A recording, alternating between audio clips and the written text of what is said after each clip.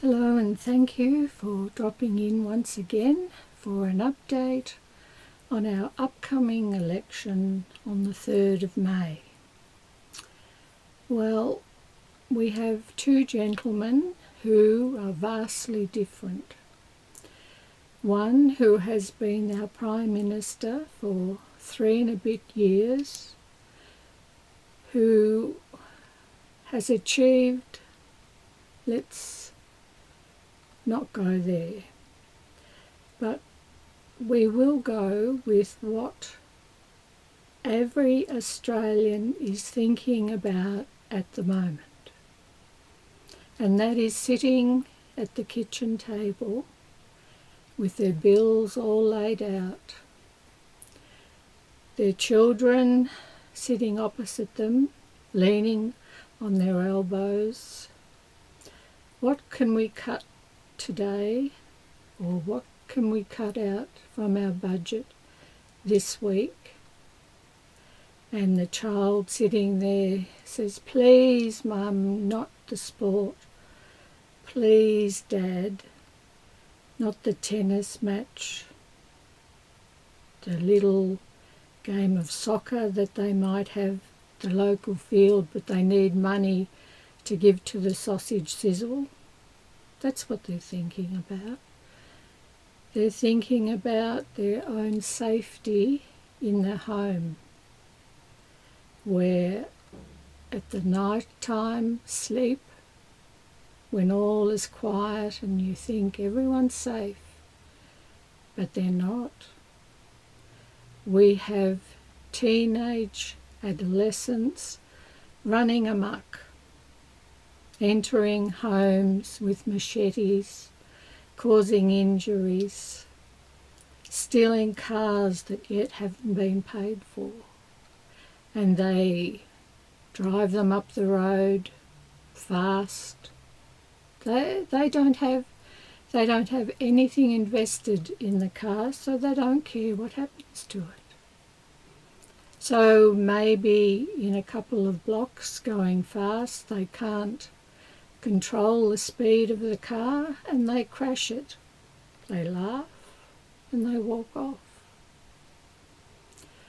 Or are they talking about the home insurance? Can we go without paying it this year? That's what's been spoken over the kitchen table. Or when the other child sitting not yet out of kindy wants to know if he or she can have a little birthday party, and the mum and dad said, "Oh, not this year, but we'll make it up next year."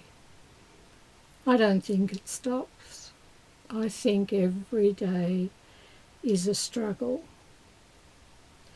That's what our Prime Minister at this moment can say, "Well, have I done my best?" I don't know, have you? I don't think you have. We have a crisis in this country. People are going hungry. Children are going without. And not so for our waters around Australia. We have Chinese warship come down the coast. We didn't know about it. Did the Prime Minister know about it? He's not saying one way or the other. We have a ship, Chinese, stationed off South Australia coast within Australia's economic zone. So what's being done about that? Oh, that's all right. We have ships going into the China Sea. Well, no, that's not good enough. No, we're not safe. Taiwan at this present moment, as I record this, 70 warplanes. And 22 warships surrounding them at the moment. Is that safe? I don't think so. So, who are we going to vote for? On the other hand, we have an opposition leader who has a huge amount of experience in different fields outside of Parliament. He has put forward measures to help right away the cost of living for people in cutting the excise tax on petrol for at least 12 months, which would be a great help to every Australian who drives a vehicle. Now, the Prime Minister and his Treasurer, Mr. Chalmers, announced that they will give the Australian people an extra $5 a week starting from the end of June, early July 2026, which will be approximately 70 cents a day. Well, I know that $5 in Melbourne, where I live, would not buy you a coffee. And yet we are supposed to, with tray in hand, go up to the Treasurer and say, "Please, sir, may I have some more?" Because that's what's going to happen. Right now, right at this very moment, Australians are struggling, and we are in a rich country. We should be comfortable. We should be able to give our children their money to go to school and excursions that are brought on by teachers to educate our children in different aspects of life, whether that's zoos, the animals, what it takes to feed them, house them, plays to broaden their artistic desires. But we don't. We don't have that money. And I would dearly like to ask, why not? The Labor people sit comfortably after having 3 pay rises since the beginning of this parliamentary sitting. Labor have given themselves 3 pay rises, and the Australian people look forward to an increase of $5 a week in about 15 months' time. Well, thank you. That's most generous of you. Honestly, this is just not good enough. So we come to a decision. We know what the Albanese government have given us and not given us. Yet, Mr. Dutton, we don't know. We have not got past doings as a Prime Minister that we can evaluate.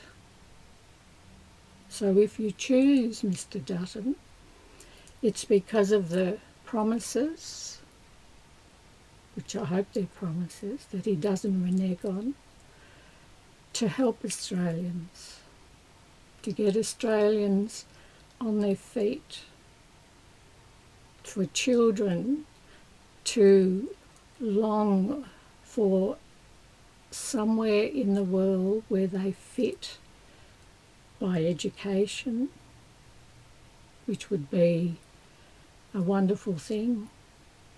Not always available, but would be a wonderful thing. And where it isn't available is in the outback. The Aboriginal camps, the outer settlements that are out in the Northern Territory, where the children, they don't run around in shoes, they don't wear a proper school uniform, but they have a right to learn, they have a right to be looked after in housing and education, welfare where it's needed, community assistance, and I don't think they are receiving what they need or deserve. That's shameful. In a modern, very wealthy country, there are so many different people who are suffering, and it breaks my heart. And I'm sure I'm not the only Australian who finds this to be never experienced outside of a war. But this is peacetime. We should give our children every opportunity, no matter where they live in Australia, no matter what they wear or don't wear, to be fair. So what do we have in this information that has been given to us? Not a lot. Mr. Dutton, they have not released their costings, which will be interesting, because to make a fair analysis at the moment on costings and what would be really available to us is just we're not able to compare.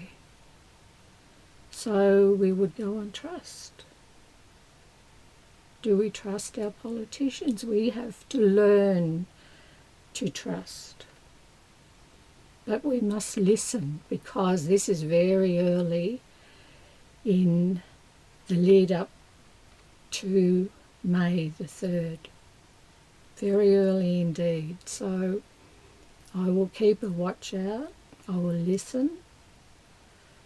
I will give my opinion via my YouTube video.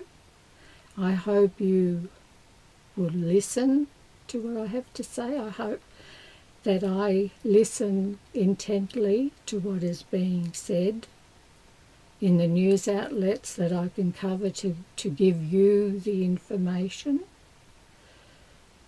So I hope you come back, and I hope I've been informative, and I hope I've not been biased, but I have very limited information at the moment to offer that the Dutton camp can be measured on against Mr. Albanese's. So come back soon, and I'll put up part 3 in the next few days. Thank you very much for taking the time to see me.